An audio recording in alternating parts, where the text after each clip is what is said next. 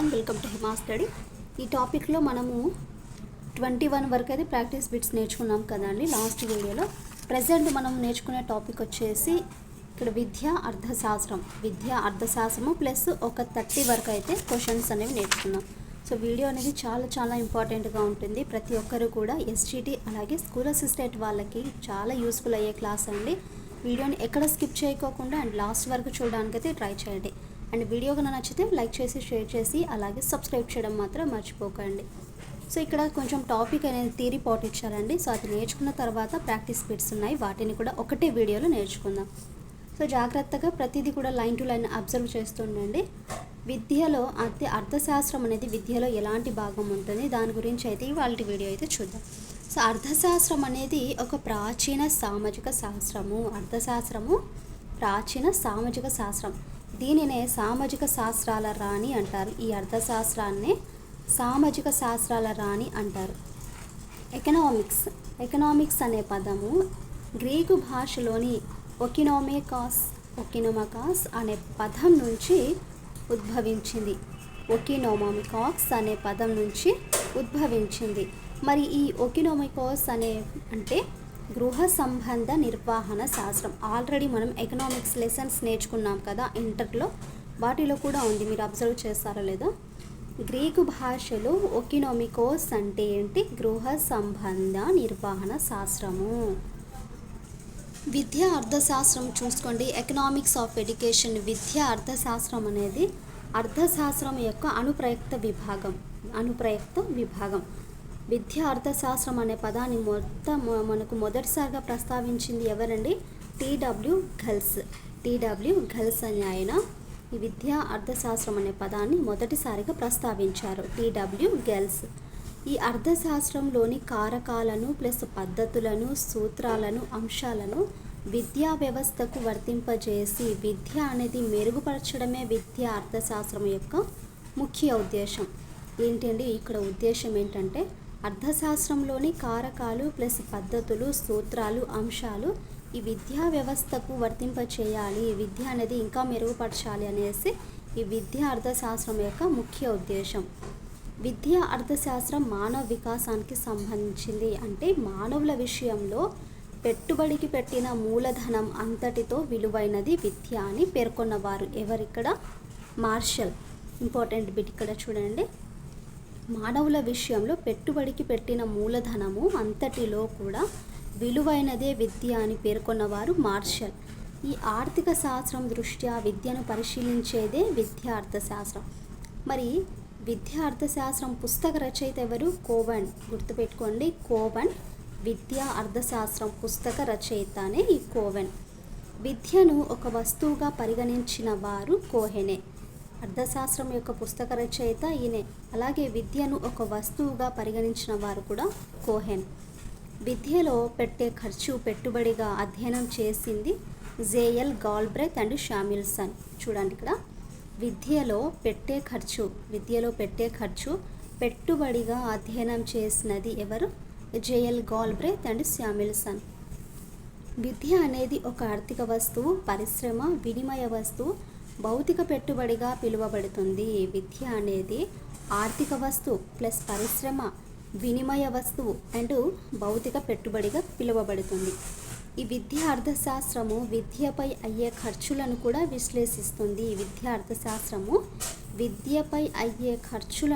విశ్లేషిస్తుంది. మన దేశంలో ఖర్చు చేసే దేశ రాబడిలో విద్యకు 3% మాత్రమే నిధులను వెచ్చిస్తున్నారు. దీనికి 6% పెంచాలని ఆర్థికవేత్తలు దేశ అభివృద్ధిలో దృష్టిలో ఉంచుకొని సూచనలు చేయడం అయితే జరుగుతుంది. యునెస్కో విద్యను పెట్టుబడిగా భావిస్తుంది.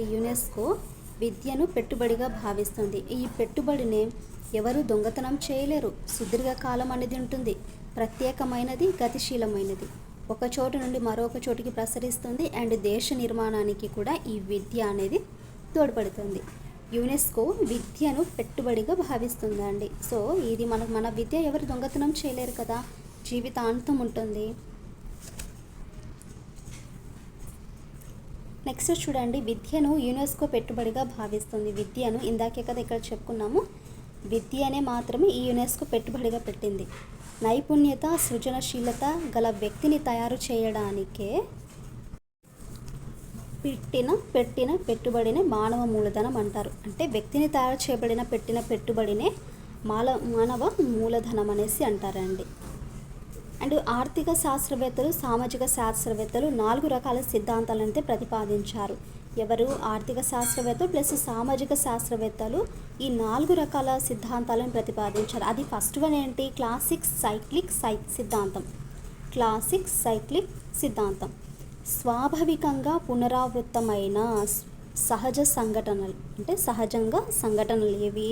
ఋతువులు ప్లస్ మొక్కల దృష్టిలో ఉంచుకొని నిర్వచించారు. ఈ క్లాసిక్ సైక్లిక్ సిద్ధాంతం అనేది స్వాభావికంగా అంటే మళ్ళీ నెక్స్ట్ పునరావృతమైన సహజ సంఘటనలు అంటే ఋతువులు మొక్కలు దృష్టిలో ఉంచుకొని నిర్వహించారు. అండ్ నెక్స్ట్ చూడండి అగస్టినియన్ సిద్ధాంతము మానవ జాతి ఒకే వృత్తంలో ఉన్నది. ఇది యాడమ్ను సృష్టించడంలో మొదలై క్రీస్తు రావడంతో పూర్తిగా పుష్పించి అనేది వికసించింది. ఇది మరణాలతోనూ అలాగే ప్రపంచ విధ్వంసంతోనే అంతమవుతుంది అనేసి ఈ యొక్క సిద్ధాంతం. చూడాలి బాగా. మానవ జాతి ఒకే వృత్తంలో ఉంది.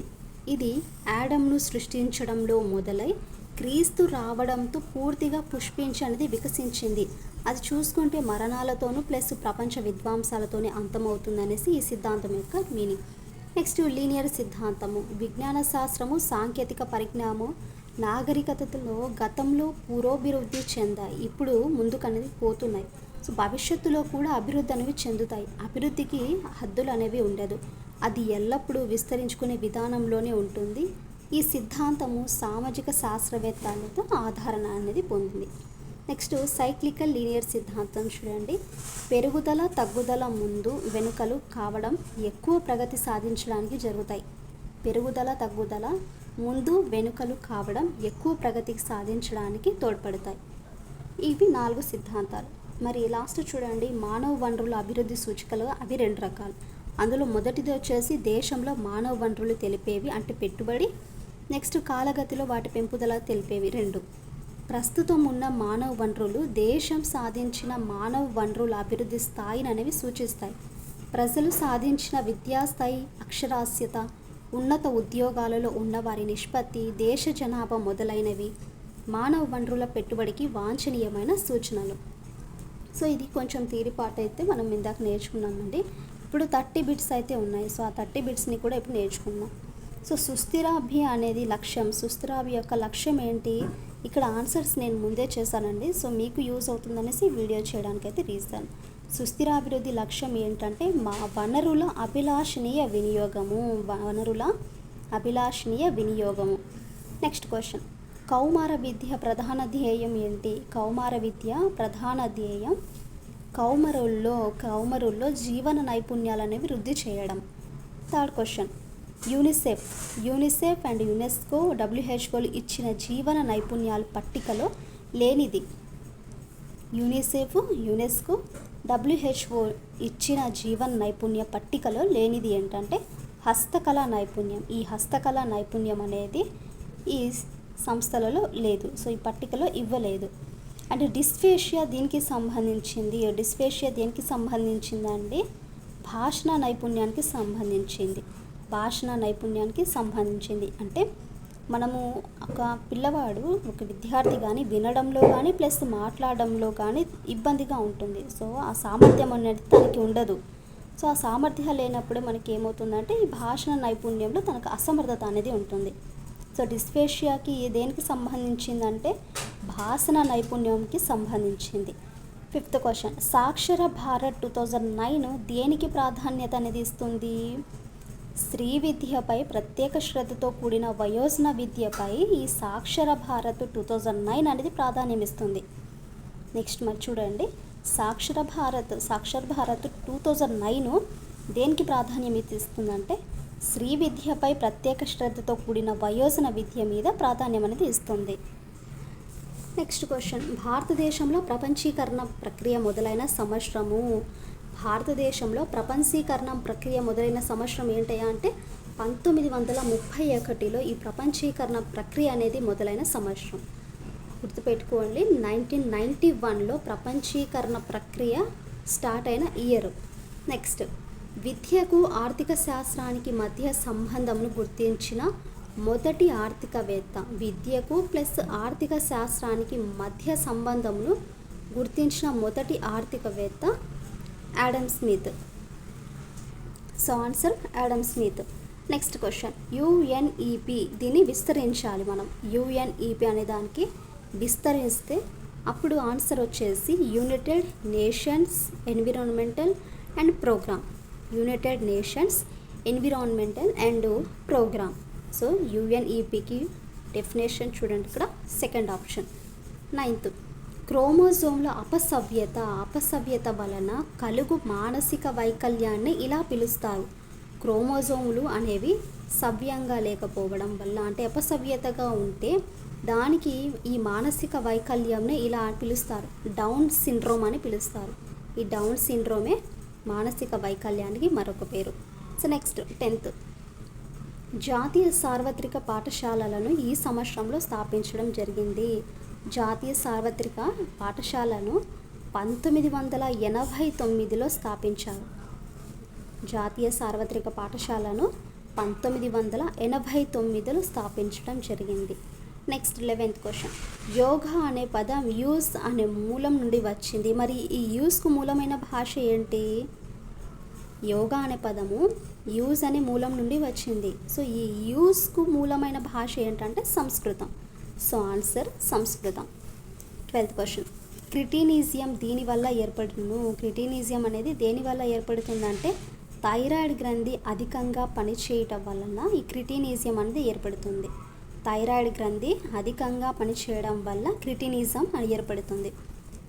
నెక్స్ట్ క్వశ్చన్, ఆక్సియాలజీ దీనిని అధ్యయనం చేయు శాస్త్రము. ఆక్సియాలజీ దీనిని అధ్యయనం చేయు శాస్త్రం. విలువలకు.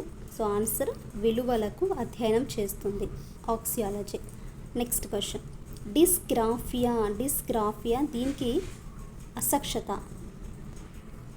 సో డిస్గ్రాఫియా అంటే చూడండి ఇక్కడ 4th ఆప్షన్ లేఖనానికి సంబంధించింది. ఎందుకంటే రాయడంలో ఈ అబ్బాయి విద్యార్థి అనేది వెనుకబడి ఉంటాడు. సో అసమర్థంగా ఉంటాడు కాబట్టి డిస్గ్రాఫియాకి మీనింగ్ అలేఖనం. నెక్స్ట్, క్రేనియల్ అనోమాలిస్ ఒక శారీరక వైకల్యం. క్రేనియల్ అనోమాలిస్ అనేది ఒక శారీరక వైకల్యము. నెక్స్ట్ క్వశ్చన్, ప్రపంచంలో కుటుంబ నియంత్రణ కార్యక్రమము అధికారికంగా ప్రారంభించిన మొదటి దేశం ఏంటంటే, ఇక్కడ నేను చైనా ఇచ్చాను, బట్ ఇక్కడ చైనా కాదు, ఇండియా. ప్రపంచంలోనే కుటుంబ నియంత్రణ కార్యక్రమము అధికారికంగా అఫీషియల్గా ప్రారంభించిన మొదటి దేశం ఏది అంటే ఇండియా, భారతదేశం. సాక్షర భారత్ కార్యక్రమాన్ని ప్రారంభించిన సంవత్సరము 2009. Next question, Deen Dayal teacher institute for persons with physical disabilities అనే సంస్థ ఇచ్చట కలదు. ఎక్కడ? New Delhi. Deen Dayal teacher institute for persons with physical disabilities సంస్థ న్యూఢిల్లీలో కలదు. నెక్స్ట్ క్వశ్చన్, భారతదేశంలో వికలాంగులకు సంబంధించిన చట్టం PWD act. So PWD act. జీవన నైపుణ్యాలలో భాగంగా కింది వానిలో ఒకటి ఆలోచన నైపుణ్యానికి సంబంధించినది. జీవన నైపుణ్యాలలో ఒక పార్ట్ కిందిగా ఇక్కడ ఒక ఆలోచన నైపుణ్యానికి సంబంధించిందే సంభాషణ నైపుణ్యం. ఆలోచన నైపుణ్యానికి సంబంధించింది సంభాషణ నైపుణ్యం. నెక్స్ట్ క్వశ్చన్, క్షయవ్యాధి దీని ద్వారా వ్యాప్తి చెందును. కలుషితమైన గాలి వల్ల క్షయవ్యాధి అనేది వ్యాప్తి చెందుతుంది. వివిధ స్థాయిలలో నిర్వహింపబడు కళా ఉత్సవ పోటీలలో క్రింది వానిలో ఒకటి నిర్వహింపబడదు.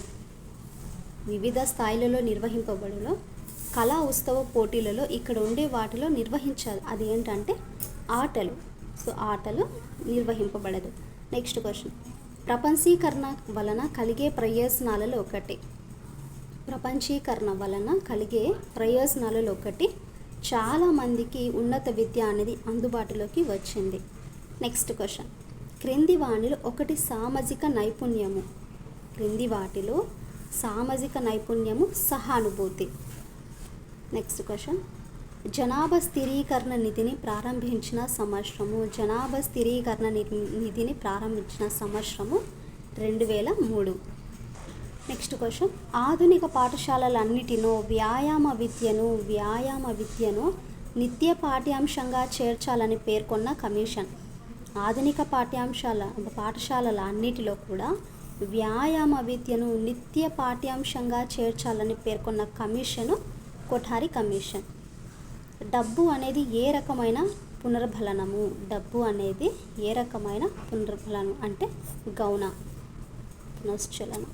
నెక్స్ట్ క్వశ్చన్, ప్రతిభావంతులను సాధారణ తరగతిలోను అదనపు విద్యా అనుభవాలను కల్పించడాన్ని ఏమంటారంటే, ప్రతిభావంతులు అంటే బాగా చదివే అండ్ సాధారణ తరగతిలో అదనపు విద్యా అనుభవాలను కల్పించడానికి ఏమంటారంటే సుసంపన్నత అంటారు. నెక్స్ట్ క్వశ్చన్, విద్యార్థికి కీలక విషయాన్ని అందిస్తూ భౌతికంగా మార్గదర్శకత్వం అందించడాన్ని ఏమంటారు? విద్యార్థికి కీలక విషయాన్ని అందించాలి ప్లస్ భౌతికంగా మార్గదర్శకత్వం అనేది అందించాలి, దానినే గొలుసు విధానము అంటారు. నెక్స్ట్, కండరాలను చాచే అసంకల్పిత ప్రతీకార చర్య అంటే స్పాస్టిసిటీ. కండరాలను చాచే అసంకల్పిత ప్రతీకార చర్య, దీని యొక్క లక్షణం స్పాస్టిసిటీ. సో ఇవి ఫ్రెండ్స్ ఈ లెసన్కి సంబంధించిన ఈ టాపిక్కి సంబంధించిన కొన్ని ప్రాక్టీస్ బిట్స్. ఇంకా కొన్ని ఉన్నాయండి, నెక్స్ట్ వీడియోలో అయితే నేర్చుకుందాం. ఐ హోప్ మీకు ఈ వీడియో అనేది నచ్చింది అనుకుంటున్నానండి. ఈ క్లాస్ కన్నా నచ్చితే మీ నుండి ఎక్స్పెక్ట్ చేసేది లైక్ మాత్రమే. సో మీరు తప్పకుండా లైక్ చేయండి, అలాగే మన ఛానల్ని సబ్స్క్రైబ్ చేయండి.